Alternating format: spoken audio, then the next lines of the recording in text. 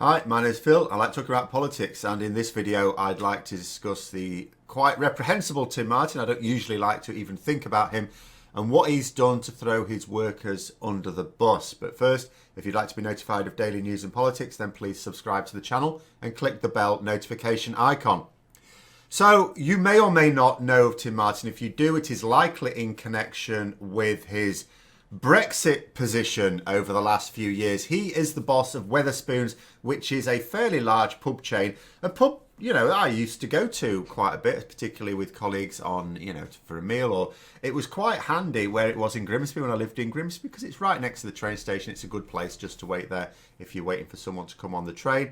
And but I haven't been for some years, and the reason for this is because of his very, not so much pro-Brexit stance.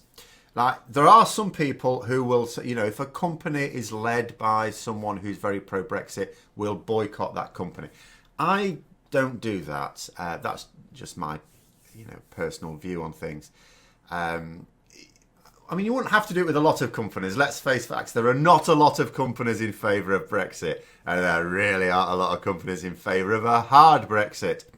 But Tim Martin is an exception. Now, the reason why I boycott Wetherspoons particularly is not just because he's particularly obnoxious, although he is. It's because he made Wetherspoons pro-Brexit. Had it just been him and his business was just his business, then that would have been fine. But it's not. Not only did he absolutely ram his pubs with pro-Brexit literature, he went around them all speaking to people in the pubs and speaking in favour of Brexit, even after the referendum. And that's the reason for me. But with the latest crisis, he's shown himself to be, quite despicable on a whole nother level down. So to begin with, when the government were dragging its feet on the lockdown, he was saying, it would be a strategic error to close down the pubs. In fact, somehow the pubs were helping us in these times. Important, social contact, things like that. Now, to a certain extent, that can be true. It's quite sad that there would be lonely people, and the way to stop that loneliness would be to go to the pub. That's not the healthiest way to deal with it. There are other ways to deal with it, But granted, that is one way. But of course, what you were doing is cramming a load of people in and increasing the chances of infection spreading. Now, he was saying, you'll find that, it's not all that crowded inside a pub. It's more crowded out on the street. That may be the case in his pubs. Actually, it's not the case in his pubs. Let's not be silly. His pubs actually do quite well, or did do before this crisis. So that was a nonsense as well. He was talking about the fact that it doesn't worsen the infection rates and all the rest of it. Of course, he's got no right to say anything about that. He's not a mathematician. He's not a virologist, epidemiologist, or anything like that. And I tell you another thing, even if he were any of those things, he still wouldn't be able to say that, because we do not test in this country, so we don't have any idea anyway, only from what happens in other countries. And then when Boris Johnson announced that pubs would have to close, he absolutely raged about this. So again, at this point, he's putting his business ahead of the national interest, the national health, in fact, the health of his own customers. Because ultimately, if his pubs were to stay open, it's his customers who would be not just spreading this, but contracting it and suffering from it themselves, and potentially, he's got enough pubs that statistically it would be certain that many of his own customers would die as a result of this. So he's got no regard for his own customers. But now, of course, he's shown that he's got no regard for his own staff, either his own workers. When we come through this, the pubs will be allowed to open again. You would think a company as large as his would wish to be still there and still being able to trade afterwards and need to retain its staff. The government have made this much easier now because they have agreed to pay 80% of staff's wages. So even if the company don't stump up the rest of the 20%, which, a company like this really should, then, for some of those workers, 20% less could be really, really bad. But having 80% of your wage would still be better than nothing. And I would like to think for the majority would allow them to muddle through, particularly if certain organisations that they would need to pay money to would show some understanding. However, That's not what he's done.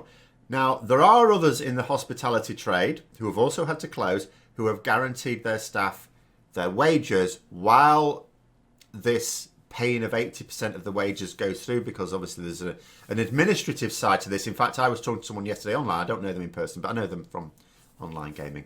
And, you know, they were saying they've lost their job as a result of it. They work for a mining company.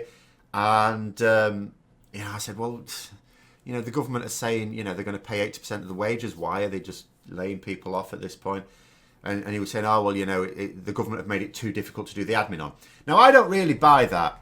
I don't really buy that. I do buy the idea that the government won't make it as easy as they could. Yes, absolutely. I get that. That they would, in some ways, prefer what they might call managed layoffs. They don't necessarily want everyone getting this money. Yes, I understand that. However, it's a HR's department's job to pay wages. There's admin involved in that. I would imagine they should be able to deal with whatever admin the government throw at them for this as well. What I do understand is that there's going to be a delay in these payments being made. But, you know, other companies have agreed to pay their staff for 8 weeks while all this comes through. So, there's a letter here I'm getting. This is related to a union that would represent many of the... well, it represents workers in the hospitality trade and would represent many workers working for Wetherspoons, about what Tim Martin has done. So the letter reads as follows. It says, after waiting for 3 days for word from our head office, today we were informed that the company, this is Wetherspoons, would pay us only for the hours we have worked up until 22nd of March. Now that's Sunday. From that point on, we will not receive any payment. Now, bear in mind, they wouldn't have been working on the 23rd because the pubs had closed. From that point on, we will not receive any payment from JDW, that's Wetherspoons, until they receive the government grant, which could be the end of April. So, they're not going to pay their staff at all in this interim. Now, bear in mind, a lot of these staff will be very hand to mouth.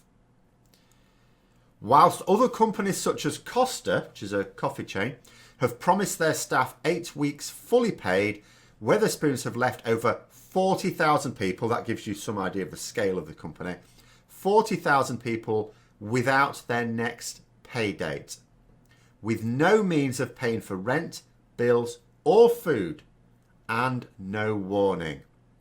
Employees have been stripped of bonuses we'd already achieved. Now, I would appeal to anyone in the who might have some legal knowledge. Is that even legal? Unfortunately, I suspect it will be, but that's pretty appalling. So employees have been stripped of bonuses we'd already achieved, and with no confirmation as to how the 80% of pay from the government will be calculated. Rather, in a video circulated to all staff from the company CEO, Tim Martin, encouraged his staff to apply for Tesco's. It is clear that Wetherspoons hold no regard for the financial and mental well-being of their employees. And then it goes on to say, we demand full pay. Yeah, okay. That is absolutely appalling, isn't it? Absolutely appalling treatment of the country in general with his Brexit stance. But let's just say that he's just pig ignorant, and his Brexit stance is born of that pig ignorance and not malice. No regard for his customers. He wanted them to carry on spending in his pubs, even if it would mean increasing infection rates in the whole country, but also specifically for his customers and staff as well, increasing the likelihood that they will suffer, well, potentially the ultimate price. And thirdly, definitely throwing his own staff to the wolves, refusing to pay them while this government grant is paid through as well. He's basically saying, look, if the government wants to pay you, that's fine, but I'm not paying you a bean. And truly appalling. This is a truly appalling man. And what I would suggest, and I think a lot of people would suggest this anyway, there are some companies that have behaved very well towards their staff and their customers and the country in general as a result of this crisis. And, we absolutely need to make sure that when this is all over, we have a list of those companies, and we need to, where it seems sensible, give those our custom as opposed to some others. There are some companies that have absolutely disgraced themselves over this. And I think it would be beholden, certainly upon me. I'm not going to tell other people what to do, but I would certainly wish to get a list of all of these, which I've already made a little note of a few of them that have been particularly noteworthy, and make sure that I do a little check and never ever use these companies ever again. And I'm not even going to be satisfied with a fake apology a few years afterwards if enough people do boycott them that it hurts their business and they feel the need to apologise. That won't cut it for me.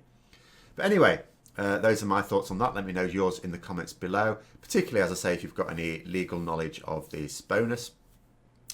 If you found the video interesting, then please click the like button. And if you'd like to support the channel further, then please also click the Patreon link for details. And until next time, I'll see you later.